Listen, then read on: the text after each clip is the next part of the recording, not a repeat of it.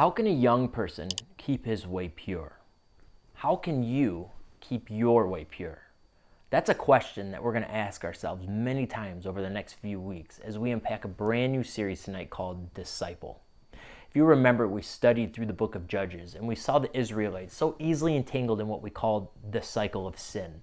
They would be following the Lord, they would turn away and worship the false gods of the land, and then God would sell them into slavery. They'd cry out for help. He would raise up a judge, and this judge would rescue them and point them back to God, and then they'd be back up here. But then they couldn't hang there. They just kept following through this cycle over and over again because they did what was right in their own eyes instead of following God's way. So tonight, we're going to start talking about how do we stay in that cycle of purity? How do we hang right up top here? So we need to fast forward to the time of Jesus. And to better understand how to stay there and how to hang in that spot, we need to understand what it is to be a disciple of Jesus Christ. What does that look like? When Jesus laid up his ministry and he started calling out his disciples, these men that were supposed to follow him, he started to give them instructions. And he said something to them. In Luke 9, he says, "If any of you wants to be my follower, you must turn from your selfish ways, take up your cross daily, and follow me." What does that mean, to take up your cross daily and follow him? What does it mean to be a disciple of Jesus Christ? And what does that look like?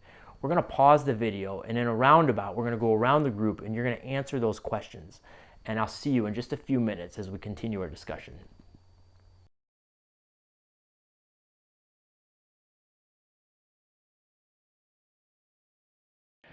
I've had conversations with people in the past that have been struggling through things. Maybe they're struggling with an illness, or there's a loss, or there's a trial or tribulation that they're facing in their life.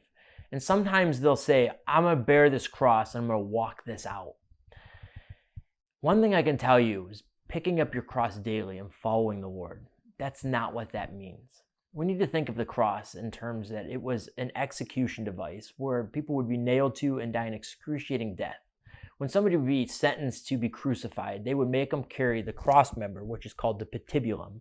They would carry this thing on their shoulders to the place of execution while being ridiculed and ripped on and being made fun of all the way to this place. They're carrying it to their place of death.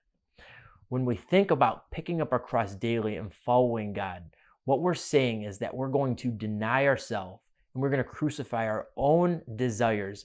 We're going to nail them to the cross and instead live in submission to God, submission to Jesus Christ, a life sold out to him. I'm thinking less of myself, and I'm thinking everything, every thought, all of it is to bring him glory and to serve him all the days of my life. I'm bear my cross daily, and I'm going to crucify my own desires.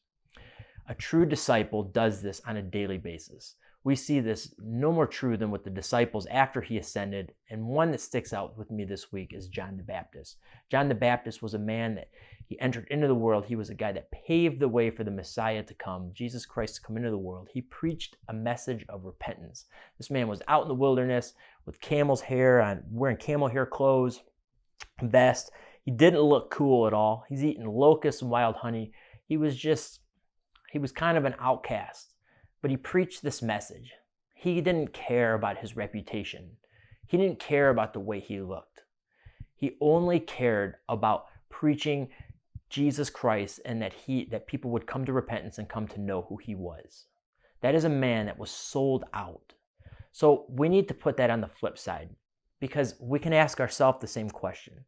When we follow Jesus, there are convictions, there are things in our life that we might have to give up. There are things that might just go away. It might be friend circles.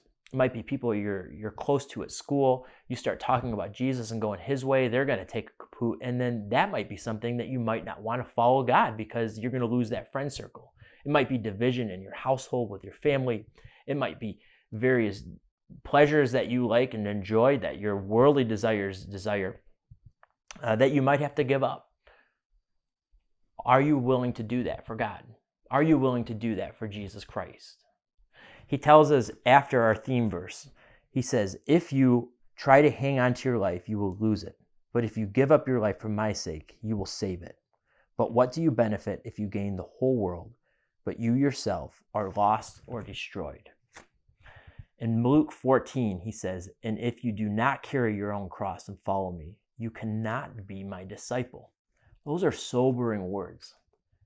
If you will not carry your own cross and follow me, you cannot be my disciple. Tonight, as we enter out this series, we're going to look at what convictions do you have? What's holding you back from becoming a disciple? Would you call yourself a disciple, but you're not nailing all of your desires to the cross? You're not truly following him. We're going to look at that in the questions, and we're going to discuss that in our groups tonight. I can't wait to hear how it goes, guys.